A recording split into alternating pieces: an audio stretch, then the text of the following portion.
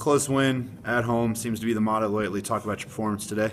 You know, late, especially February, getting into March right here for tournament time, it's just going to be a little sloppy. It's just, bottom line is everybody's trying so hard to get a win. So we had a lot of things wrong today, a lot of things we talked about in practice to get better at that we just didn't do. But the bottom line is, right now, it's just about somehow surviving to get it done.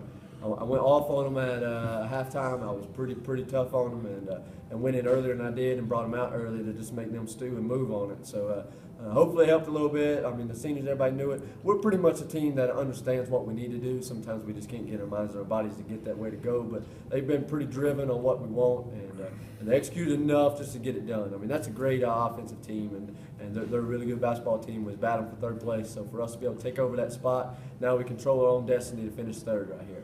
You talk about North Greenville's offense. Philip Brown did have a good game with 27, but late there in the second half, it looked like your defense did a good job of denying him the ball, or when he get it was double team. Can you talk about your defensive tactics there in about the last 5-10 minutes? We played more team defense for the most part, you know, and that's why he got off. He's a good player, and if you look at our stats for most games, guys that usually scored against us. We don't try to totally take people out like other people do, just because our base philosophy in trapping and we're more team defense oriented. So guys will shoot decent percentages on us and get their regular shots. You know, we try to take some away and limit it, but at the same time, we just want to make sure that we can do more volume than they do.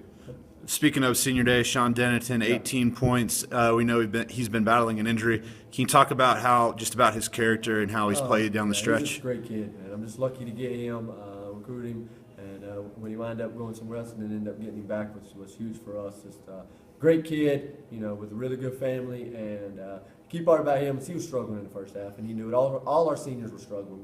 They're trying to be unselfish, but then also trying to look good for the family, because all of them were here too. So they were in that fine line. Jock shot more jumpers tonight than I think he ever shoots. You know, he's going to go the hole more than that. So it's one of those things I had to fight through the seniorism of learning senior night.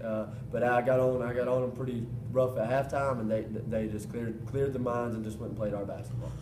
You get somewhat of a break. You got a non-conference game on, I believe, Wednesday. Yes. And then you got two big ones with Pfeiffer and King. You guys have 10 conference wins, so a home game is looking promising. Yes. What's your mindset for these last three games? We want to win them all. We don't want to have a little Achilles heel on our resume towards going to tournament. We want to be playing the best basketball that we can be, and the more wins we get in a row might help us out with region rankings. You know, this one is going to help us. Emmanuel was regionally ranked, and was King and Mount Olive. So you know, we're trying to get everything we can towards the end to keep us for the best opportunity to go win that tournament. All right, appreciate it. Thanks.